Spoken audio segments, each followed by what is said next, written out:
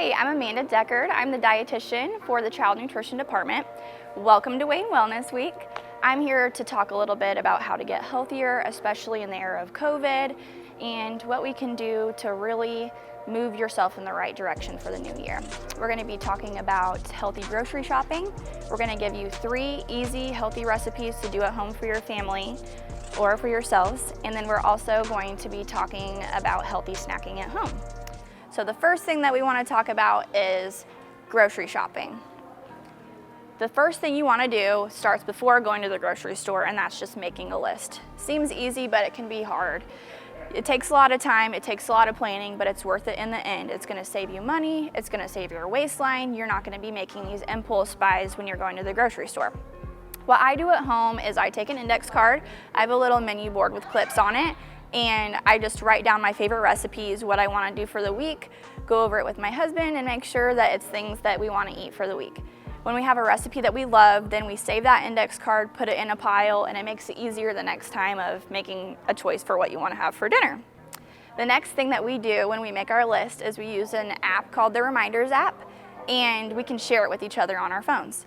So we make our list down. If we run out of something, you can just go on your phone, type it in, and the other person can see it. It saves us a lot of time, helps us from forgetting things at the grocery store.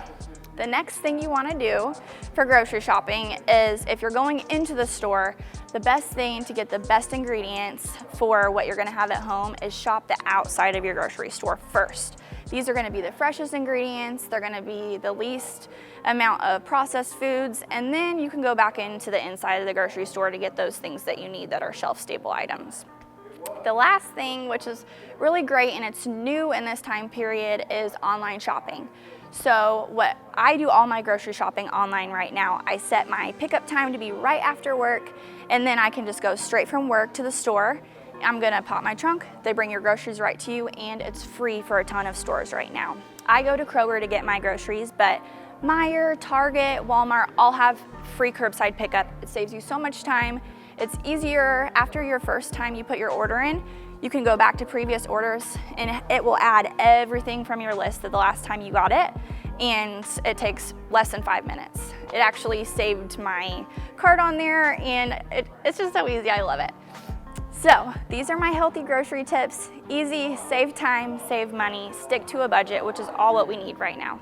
Do you struggle with snacking as much as I do? This is something that's really hard for me. I'm here to give you some tips and tricks on how to make this easier. The first thing is always have something healthy on hand. This is going to help you resist the temptations of the less healthy options. The second tip I'm going to give for you is find something that's shelf stable, doesn't have to be refrigerated, and you can keep it in different areas of your life. What I like to do is keep a granola bar. So I found my favorite granola bar. It's more than 5 grams of protein. Remember that number. That's going to help you feel full. The higher the protein number, typically the sugar number goes down. When you have something that's lower in protein, usually it has more sugar. You're going to get that sugar high and you're going to crash later, and it's not going to be a good snack to keep you through to your next meal. What I do is I keep my granola bar at home, I keep it in my car, and I keep it at work. This way, it's shelf stable, it stays great for a long time, and you can just grab and go. Super easy.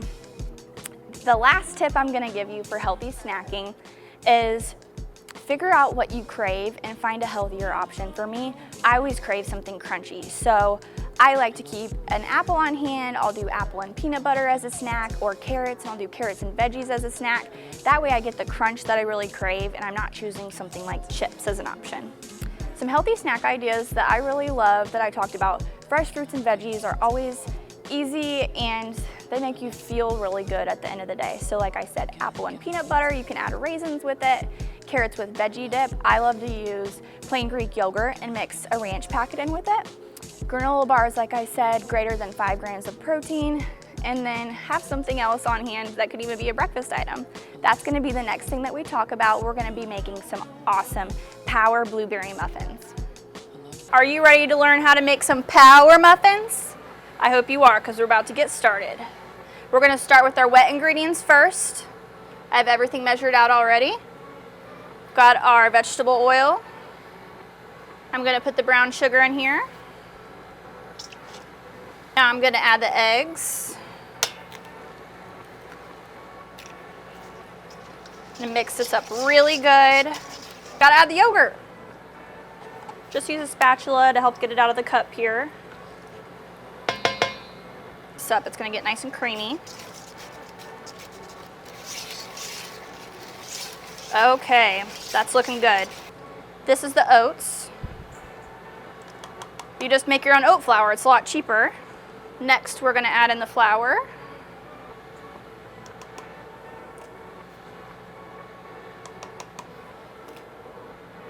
Little bit, just a pinch of salt. Helps bring out flavor. And then baking soda and baking powder. This is what's gonna make your muffins rise. And the reason you want to mix your dry ingredients really well is if you don't have these mixed in, your muffins are gonna rise unevenly. We're ready for the blueberries. Gonna add this right in here.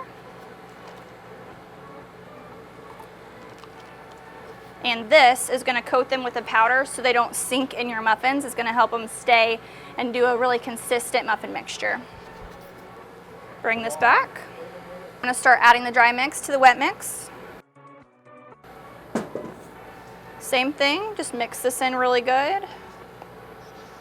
I love these as leftovers too because the longer the blueberries sit in there, it kind of adds extra flavor, extra sweetness. I'm gonna put it in our pan. I actually don't use muffin liners in my pan. I'm gonna spray it with some Pam. You can also put butter. Just rub it in the bottom.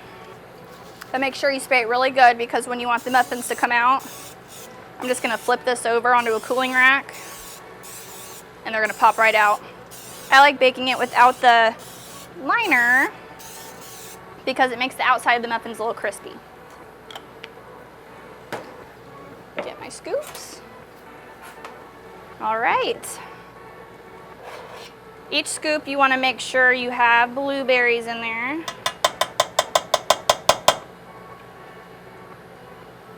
And these don't rise as much as normal muffins.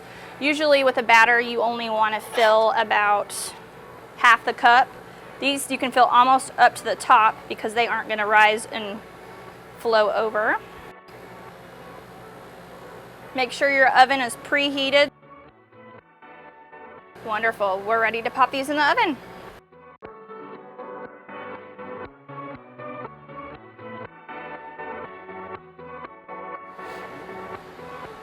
And there we have it, your powerful blueberry muffins.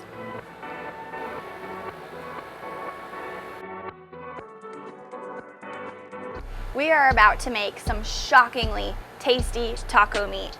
This is a tried and true recipe for me at home. It takes less than 30 minutes. You can pop it in the freezer, reheat it later, and you have an easy meal for the family. The first step that we're gonna do, add just a little bit of oil to the pan to keep it from sticking. Next step, I'm going to add the ground turkey into the pan. And we're gonna get this nice and brown before we add any other ingredients.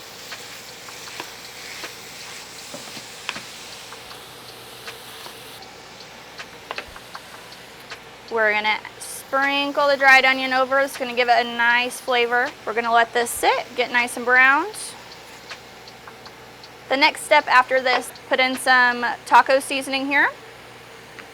Next ingredient is your salsa. Red Gold is my favorite brand. It's a little bit sweet. And then the next ingredient we're gonna add is some refried beans. I just used it right out of a can.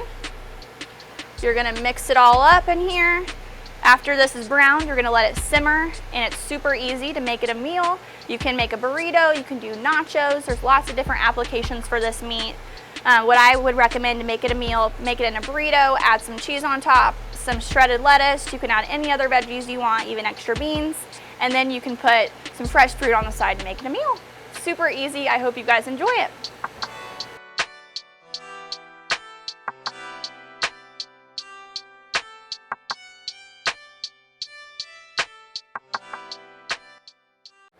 One of my favorite recipes that's packed with flavor and keeps you feeling full is the sun-dried tomato chicken Florentine pasta. Gonna add some olive oil to my pan.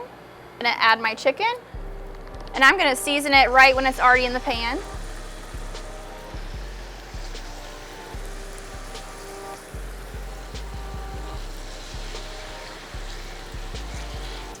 I am going to season with some cayenne pepper, poultry seasoning,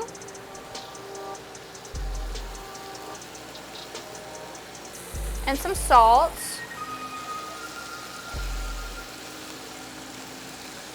I'm gonna flip the chicken over just to really coat these well. After we remove the chicken from the skillet, we're gonna add some chopped garlic and our sun-dried tomatoes. There's already olive oil in the pan. We're gonna saute this for 2 to 3 minutes. Now we're gonna add in the sauce ingredients. We have our whole milk, half and half. Our chicken broth. And my favorite part, the cheese.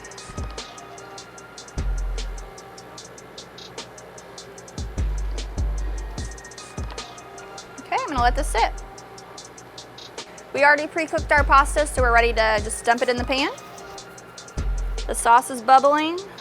We diced up the chicken, gonna add that in. And the last ingredient here, we've got the spinach.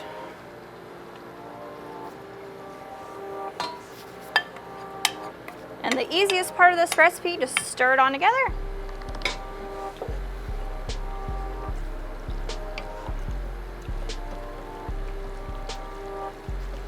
And here we have it. We have the sun-dried tomato chicken Florentine pasta. Enjoy.